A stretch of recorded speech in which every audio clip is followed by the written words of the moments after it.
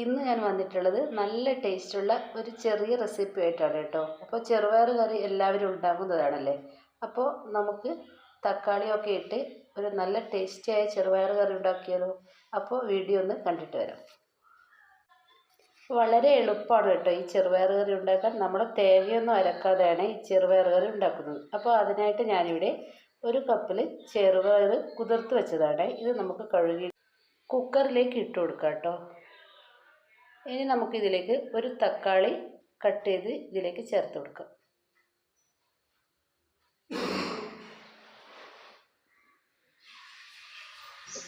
അപ്പോൾ ഇതിനോടൊപ്പം ഇനി നമുക്ക് 2-3 പച്ചമുളക് ചേർത്ത് കൊടുക്കാം.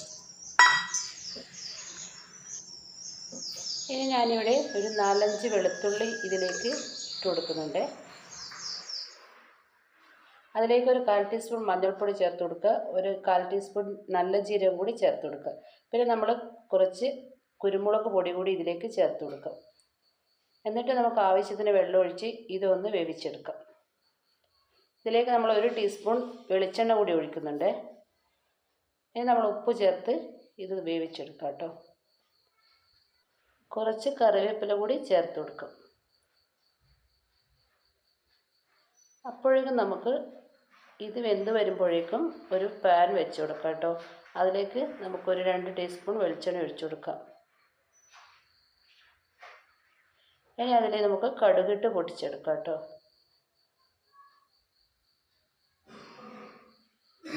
അതിനുശേഷം നല്ല ജീരകം ഒരു 1/4 ടീസ്പൂൺ ഇതിലേക്ക് ചേർത്ത് കൊടുക്കാം. തീ കുറച്ച് വെക്കാം കേട്ടോ. ഇനി നമ്മൾ പച്ചമുളക് ഇട്ട് കൊടുക്കുക. നമ്മൾ കുറച്ച് തേങ്ങാക്കൊത്ത് ഇതിലേക്ക് വറവിലേക്ക് ഇട്ട് കൊടുക്കുക കേട്ടോ. തേങ്ങാക്കൊത്ത് ഇടുമ്പോൾ ഈ കറിക്ക് നല്ല ടേസ്റ്റ് ആയിരിക്കും. ഇനി ഈ തേങ്ങാക്കൊത്ത് ഒന്ന് മൂപ്പിച്ചെടുക്കാം.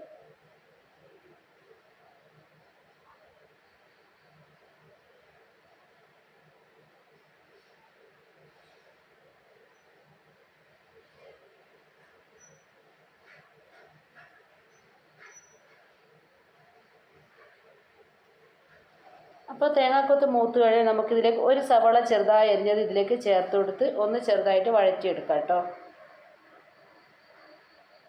അപ്പോൾ സവാള വഴന്ന് വന്നാൽ നമുക്ക് നേരത്തെ തയ്യാറാക്കി വെച്ച ചെറുപയർ ഇതിലേക്ക് ചേർത്ത് കൊടുക്കാം.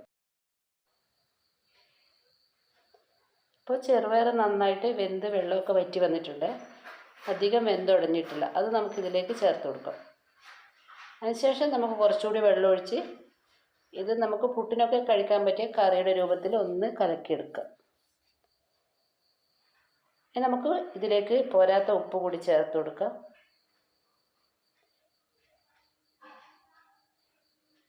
ഇതൊന്ന് ചെറുതായിട്ട് തിള വരുന്നത് വരെ നമുക്ക് വെയിറ്റ് ചെയ്യാം.